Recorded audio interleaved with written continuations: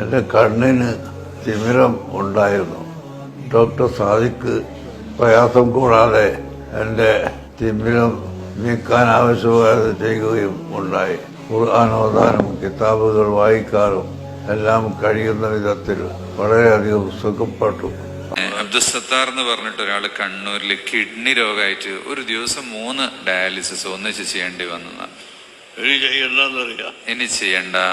ആമീൻ. അള്ളാഹു അദ്ദേഹത്തിന് ശിഫയാക്കി കൊടുക്കണം.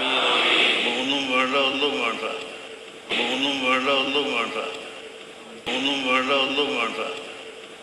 വേണ്ടാതെ എവിടെ പറഞ്ഞാൽ ഡോക്ടർ, വേണ്ടാതെ എവിടെ പറഞ്ഞാൽ ഡോക്ടർ. അൽഹംദുലില്ലാഹ്. എൻ്റെ കണ്ണിന് തിമിരം ഉണ്ടായിരുന്നു.